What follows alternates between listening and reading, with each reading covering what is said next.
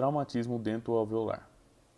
O traumatismo dentoalveolar envolve três estruturas básicas, que são os tecidos moles adjacentes, a porção alveolar e os dentes, principalmente os anteriores, que são os mais atingidos. Como acomete? Consiste em um trauma causado por uma transmissão aguda de energia ao dente e às estruturas de suporte, o que resulta em fratura, deslocamento do dente, rompimento ou esmagamento dos tecidos. Esse trauma é bastante comum em todas as idades, sendo considerado um problema de saúde pública, mas mais predominante em crianças e adolescentes, em que cerca da metade da população, até os 15 anos, já sofreu algum tipo de traumatismo. Essa ocorrência deriva principalmente de acidentes automobilísticos, brigas, práticas de esportes radicais, violência doméstica e quedas, sendo a última muito frequente em idosos e crianças.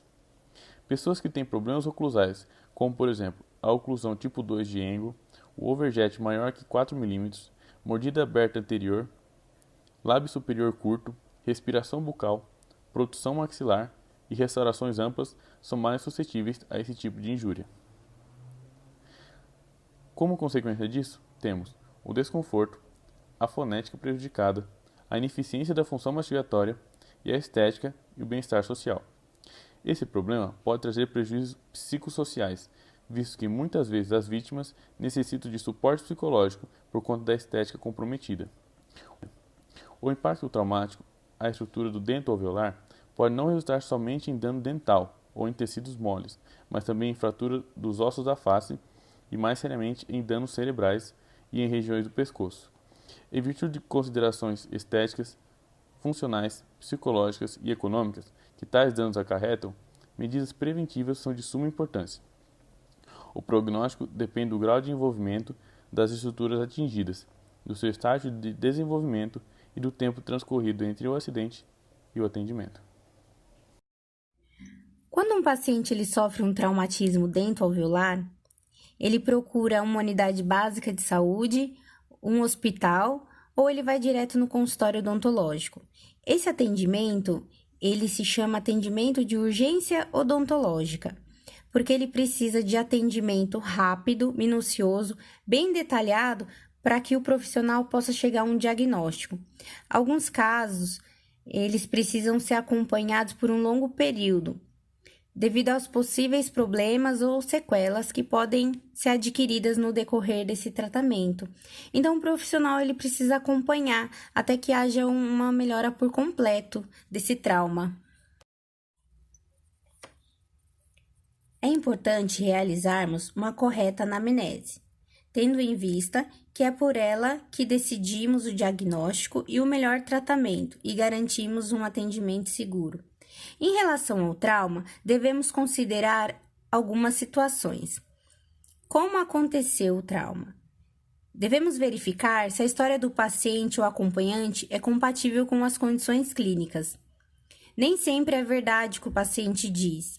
Temos, por exemplo, agressões físicas contra as mulheres e também os maus tratos infantis, que são em torno de 50% a 65% das lesões são na região da cabeça e do pescoço. Quando ocorreu o trauma, o tempo decorrido define melhor a conduta a ser tomada no caso. Onde ocorreu o trauma? É necessário saber se o local era contaminado. Se for o caso, é necessário checar se a vacinação está atualizada, principalmente antitetânica. E todos nós sabemos que é necessário que a nossa caderneta de vacina esteja em dia para eventuais problemas.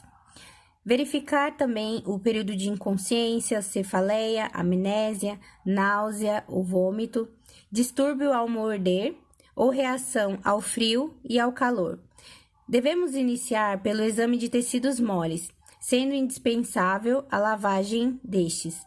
Em seguida, devemos examinar os tecidos dentários para se detectar a presença de infiltração ou fraturas. Verificar se existe mobilidade dentária. Faz-se o teste de percussão e o teste de sensibilidade elétrica. É importante também fazermos os exames complementares. Podemos avaliar se existe saliência óssea na maxila ou na mandíbula. maloclusão ou mordida aberta podem ser indicativos de fratura. Lesões extrabucais, como no mento, na face e a cabeça. E caso o paciente apresente alguma lesão nessa região, devemos encaminhar para avaliação médica. É muito importante. Nos exames complementares, também temos radiografias, que devemos avaliar o estágio da erupção do dental, grau de risogênese dos elementos permanentes e descidos, fragmentos em tecido ósseo, presença de fratura óssea ou dentárias, fraturas coronárias, reabsorções radiculares e deslocamentos.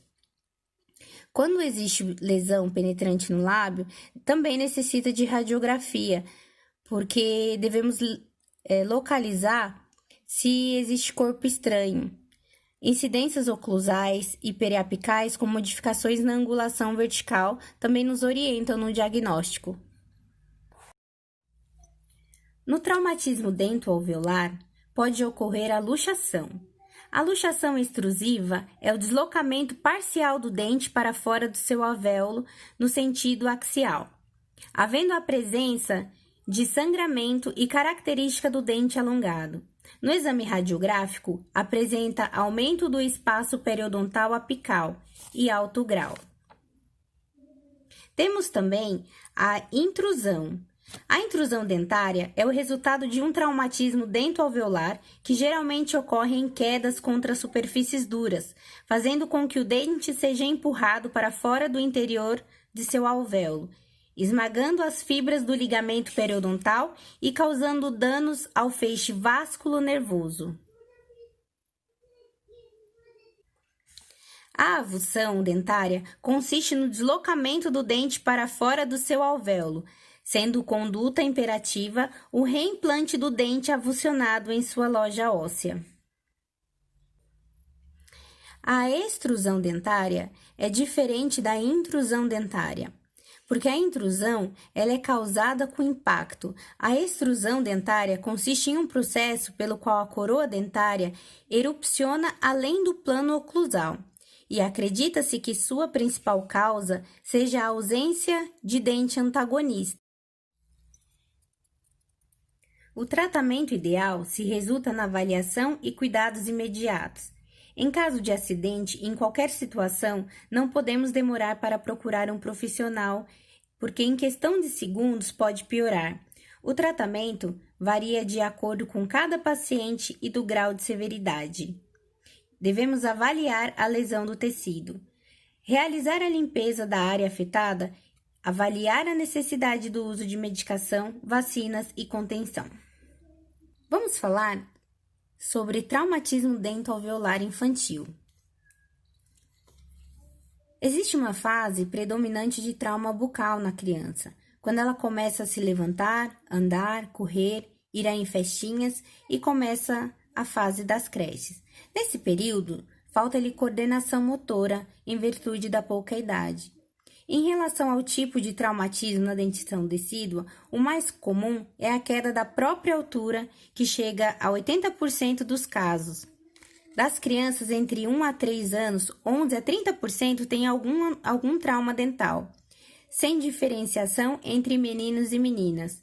Os dentes anteriores e superiores são os mais atingidos, geralmente um deles, exceto quando a causa do trauma decorre de esporte ou acidente de carro. Nessa faixa etária, os cuidados devem ser redobrados. O atendimento à criança com traumatismo na dentição decídua precisa ser imediato, requer uma abordagem diferente daquela utilizada na dentição permanente. Isso porque existe uma relação muito próxima entre o ápice do dente decíduo afetado pelo trauma e o germe do dente permanente sucessor. A consulta geralmente é estressante para a criança e para a família, principalmente pela necessidade de acalmá-la, para que possa ser realizado o atendimento, como radiografias, vacinas e contenção. A capacidade de cooperação em situação de emergência varia de acordo com a idade e a maturidade. Alguns casos são necessários contatar um médico para acompanhar. pois eles contêm dados preciosos sobre a criança, principalmente se ela tiver problema de saúde, como, por exemplo, cardiopatia e problemas de coagulação. Caso aconteça em casa, se houve avulsão, pegue pela coroa, nunca pela raiz, não recolocá-lo. Limpar com gaze e água filtrada, não friccioná-lo. Manter em um copo de leite. O reposicionamento incorreto pode lesionar o dente permanente em erupção e ir o mais rápido possível a um dentista pediátrico. Devido ao trauma, podem resultar algumas sequelas, como atraso da erupção do dente permanente, falta de espaço, anquilose, lesão do germe dentário em formação, hipoplasia do esmalte, falta de espaço para o nascimento da próxima dentição. Os traumas podem causar manchas, alteração de cor e da estrutura do dente afetado. O tratamento consiste em antibiótico, vacina, contenção, limpeza da região afetada, orientação aos pais, protetor labial, dieta leve e acompanhamento. Prevalência de traumatismo dentário, dentição decídua. A incidência desse tipo de injúria varia entre 4 a 30% da população em geral. Na grande maioria, acometem principalmente jovens e crianças. 50% de jovens até 15 anos de idade já sofreram algum tipo de traumatismo orofacial. Mulheres são a mais acometida pelos traumas. Tais danos como subluxação, concussão e intrusão acometem mais frequentemente em crianças com menos de 7 anos devido à elasticidade da estrutura periodontal. Em epidemiologia do trauma, foram analisados 6.000 pacientes. 57,8% de acidentes domésticos e brincadeiras, 50,1% de práticas esportivas, 38,6% acidentes de trabalho, 35,8% de atos de violência, 34,2% de acidentes de trânsito e 31% não foram especificados. SUS. Conclui-se que traumatismos intervalulares são considerados um problema de saúde pública e muitos profissionais, dentre professores, pais, bombeiros, não sabem bem como lidar com essa situação. Diante dessa importância, campanhas educativas são enfatizadas a fim de estabelecer o conhecimento para esses profissionais, para prevenir e definir a correta manipulação de traumatizados diante dessa urgência. A confecção de prótese dentária no Sistema Único de Saúde, o SUS, ainda é bastante limitado. Os traumas dentais são, em sua maioria, eventos causados por acidentes no cotidiano, envolvendo situações passíveis de prevenção. Deve-se usar protetores bucais e faciais nas práticas de esportes.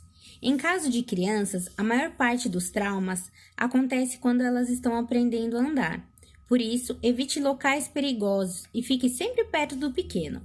Evitar pisos e tapetes escorregadios, móveis e objetos espalhados e outros itens que podem levar à queda das crianças ou idosos. No carro, sempre use o cinto de segurança e, se for transportar crianças pequenas, faça uso das cadeirinhas específicas. Evitar hábitos deletérios, como roer as unhas, morder objetos, usar piercing oral ou morder gelo ou alimentos muito duros, tais como milho de pipoca, que podem gerar sobrecarga e fratura do elemento dental. Também, no caso de idoso ou portadores de necessidades especiais, usar bengalas e placas de sinalização. Podemos prevenir orientando os cuidados com a prótese dentária, orientar quanto aos acidentes que ocorrem durante o manuseio na hora da limpeza. A quebra não se deve colar com colas inadequadas, pois o conserto errado pode causar traumas no decorrer do seu uso.